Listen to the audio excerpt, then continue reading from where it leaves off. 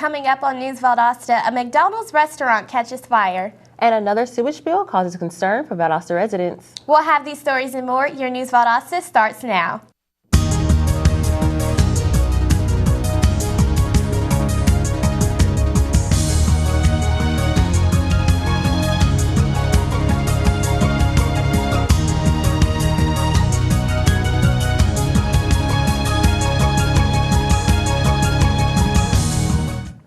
Welcome to News Valdosta. I'm Zaccharia McKnight. And I'm Taylor Morrell. The McDonald's located off of West Hill Avenue had a bit of a problem last night. The sign on the side of the building caught on fire around 7 p.m. Witnesses said a customer alerted employees saying the sign was ablaze. Firefighters eating at a nearby restaurant extinguished the fire before it could spread. The establishment was closed for about an hour until the fire was completely out. A grease blockage being removed from sewage lines yesterday caused around 3,700 gallons of sewage to spill into the 400 block of Seymour Street. The City of Valdosta Utilities Department responded to the property yesterday morning around 8:30, finding that the large spill had also entered into the 2-mile branch. The site was cleaned and disinfected. However, the public has been advised to avoid waters adjacent to the 400 block of Seymour Street for the next 7 days. A smaller spill occurred on Monday as well to the 2500 block of Bemis Road. It was also cleaned, but residents in the area are encouraged to stay away from the nearby waters for a week. The suspect who escaped an attempted arrest by a Georgia State trooper on Saturday has been caught by special investigators. Here's Kaylon Baker with more information on the story. I'm out here on 1100 North Valdosta Road, where Friday evening around 7 p.m., Special Operations of the Sheriff's Office came in contact with John Register, a locally wanted man and convicted felon. Investigators of the Special Operations received word that Register would be selling narcotics. His vehicle had been spotted here by the investigators, who confronted Register as he returned to his truck. Register was then placed under arrest, and the investigators began a canine search where they discovered 12 grams of cocaine and 60 tablets of MDMA. MDMA, also known as ecstasy, is actually a pure form of Molly. Now, Register had already been on probation, so this would be a direct violation. He was then taken to Lowndes County Jail later that afternoon on the 15th and received a hearing the same day. Anyone with information about this case or wanting to provide information about other suspicious activities, contact the Sheriff's Office at 229-671-2950. I'm Kaylon Baker. The Valdosta Patrol Officer Jonathan Brady has been honored as the February 2016 City Employee of the Month. Officer Brady received his honor for the hard work in aiding the community, including responding to the dispatch calls and presenting testimony in court. However, his most noticeable action in November when Brady found a man nearby to jump off a bridge on Clay Road. When Brady realized that the man was thinking about commuting, I can't do this. Just take a breath. Brady distracted him and pulled him to safety and stayed with him until the EMS arrived.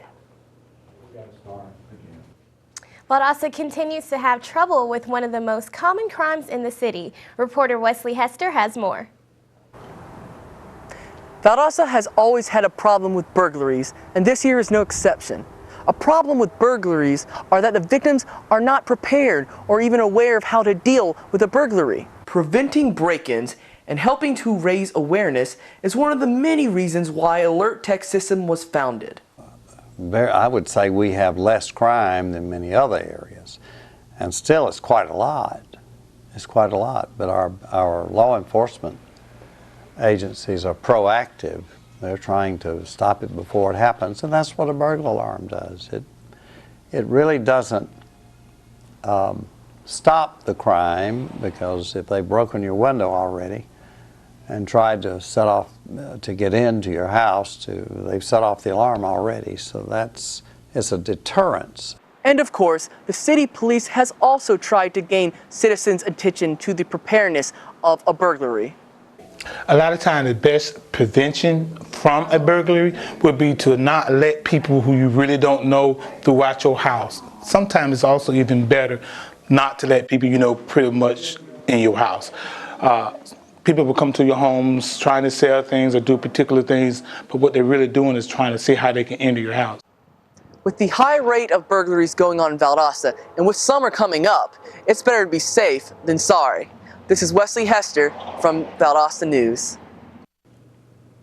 When we return, South Georgia Medical Center plans to buy the local library. And Langdale Park will be revamping during a temporary closing. We'll have these stories and more right after the break.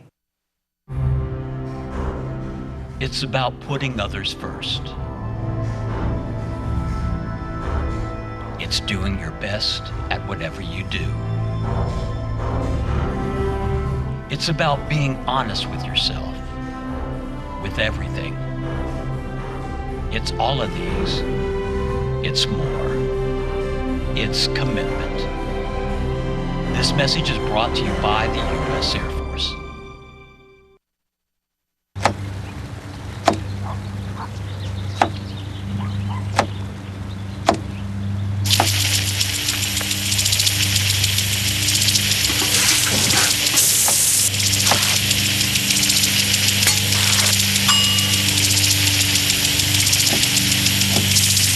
Clean kitchen surfaces, utensils, and hands with soapy water. 1 in 6 Americans will get sick from food poisoning this year. Keep your family safer. Check your steps at foodsafety.gov.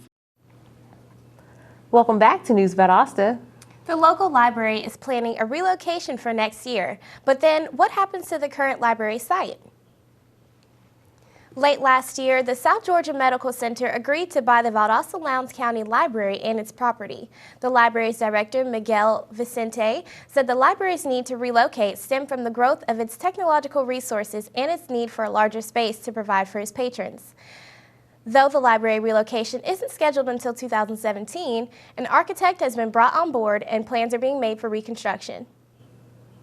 Langdale Park off of North Valdosta Road has been temporarily closed, but the Valdosta-Lowndes Park and Recreation Authority is planning a late spring grand reopening.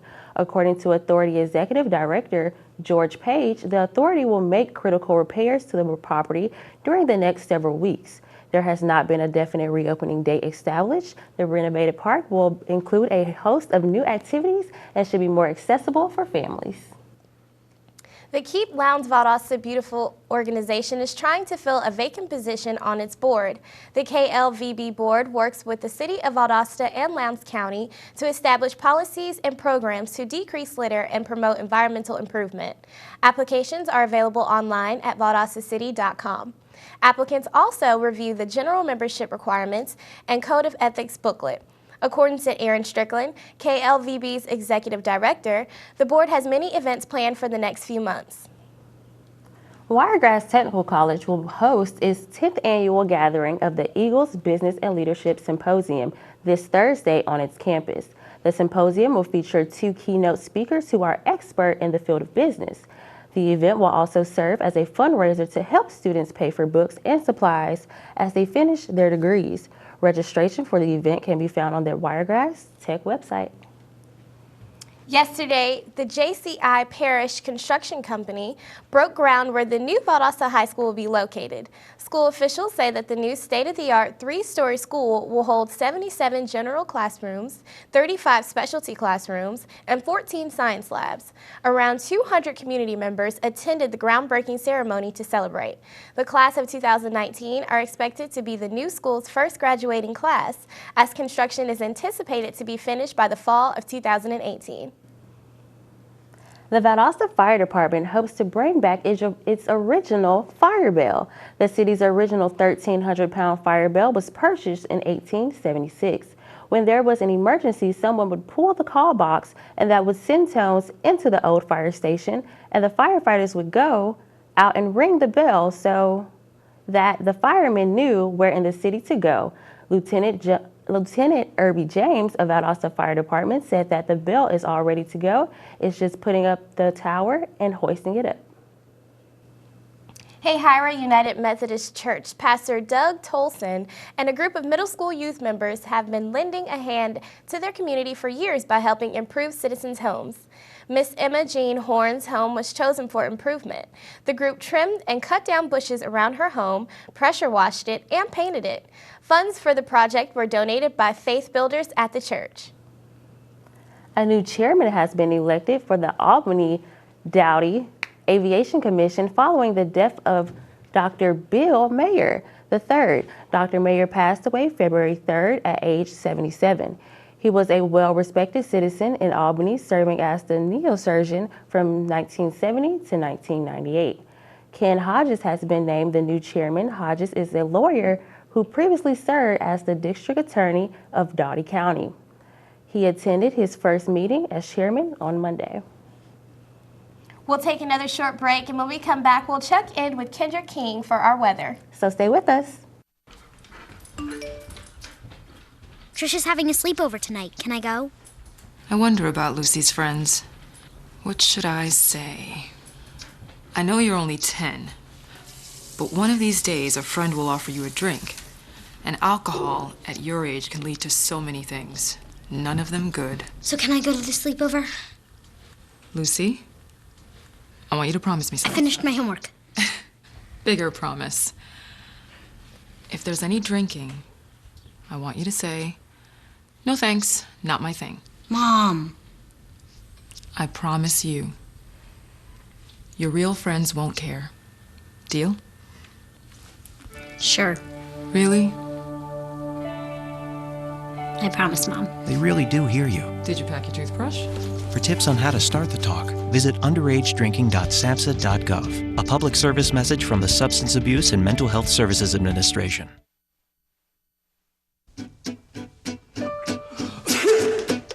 Danse, balance la cadence, ondule bien tes hanches, au bal du dimanche. Danse, que la fête commence, dans ma belle robe blanche, je suis ton chou. You didn't give up on sex. Don't give up on birth control either. There are more methods than you think. Find yours at bedsider.org. Welcome back to News Valdosta. Now it's time for a look at our weather report with Kendrick King. Kendrick, what's in the forecast? Thanks, ladies. Well, the forecast shows we should have clear and sunny skies for the rest of the day. The high for today is 68 degrees with a 0% chance of rain. However, it will be very windy, so it will be, if you get chills easily, you might want to put on a light jacket. Tonight, the temperature will drop down to 39 degrees, and again, there will be 0% chance of rain, so don't get too comfortable with the fairly warm temperatures with this afternoon's weather because it will feel colder tonight. If you get the chills a lot, make sure you get dressed in clothes that will keep you warm. Tomorrow, we can expect to see another sunny day with more clear skies. The high will be at 68 degrees, and there will be a 0% chance of rain. So put away your umbrellas and heavy jackets for now and pull out that sunny outfit that you have been waiting to wear. The UV index for today will be a 6 on a 10-point scale. This is considered medium on the scale. Remember, the sun will be out today, so make sure to use sunscreen at least SPF 15 to block any damages from radiation. Today's pollen count is at a medium level. There are plenty of trees and flowers with pollen on them in this area, so if you have allergies, do your best to be cautious outside today. That's it for the weather. Now let's head back to you ladies at the news desk. Thanks, Kendrick. When we come back, we're going to check in with sports anchor Kawan Cook for our local sports report. So don't go away. In 1977, in Johannesburg, South Africa, an 8-year-old boy picked up the game of golf from his father. By the age of 9, he was already outplaying him. The odds of this gentle lad winning the Junior World Golf Championships at the age of 14, 1 in 16 million. The odds of that same boy then making it to the US and European Pro Golf Tours, 1 in 7 million. The odds of the Big Easy winning the Open Championship once and the US Open Championship twice, 1 in 780 million. The odds of this professional golfer having a child diagnosed with autism? 1 in 110. Ernie Els encourages you to learn the signs of autism at autismspeaks.org. Early diagnosis can make a lifetime of difference.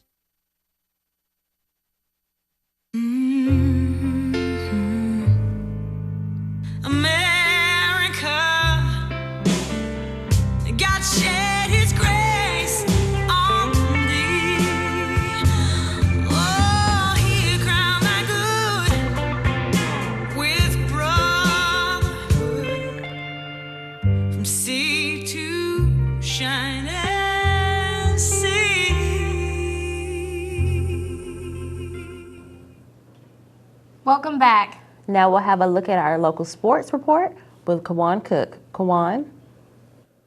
Valwood's Grant McClendon led all scorers with 20 points as his men's basketball team won big against Camilla High School 69-52.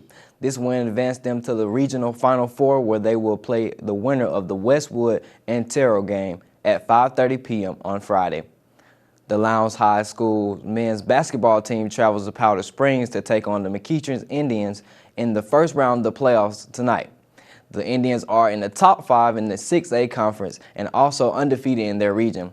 This will be a tough matchup for the 15-12 Vikings, but they look to pull off a major upset. Coach Brittany Bell of the Lowndes girls basketball team prepared her team well for the first round of the playoffs against the Harrison County Hoyas, but her team could not come out with a victory. The final score of the game was 79-64. Even though the season is over, the Vikings had a great season and they look to bounce back next year. The Valdosta High School baseball team has a non-conference matchup with the 42 Madison County High School from Florida tonight at 6 p.m. This will be day 2 of the Wildcat Invitational. Coach Schuman's squad is 1-0 on the season after beating Hamilton County in the 3-inning Mercy Rule, with their final score being 15-0. The Lowndes baseball team will play this Friday against South Forsyth at 6:30. Visit LowndeSbaseball.com for a Valdosta schedule for this season. The 9th grade and JV schedule are available as well. The Lowndes High soccer team will have its first conference matchup of the season against Lee County this Friday at 8 p.m. The Vikings look to improve their record to 2 wins and continue to find a way to not lose, with their record currently standing at 1-0-2. That's all I have for sports today. Back to you ladies at the news desk. Thanks, Kawan. After the break, find out how you can check your heart health at VSU's upcoming Heart Health Expo. So don't go away. Here, we are a community of 11,000 individual stories. A place where all doors are open. Your home away from home. Where you will make lifelong connections. And you will never feel invisible. Here, you will write it, research it, sing it, broadcast it, share it, serve it, teach it, nurture, and own it. VSU, over 100 majors, championship athletics, and just far enough away from home. Find out what VSU can do for you.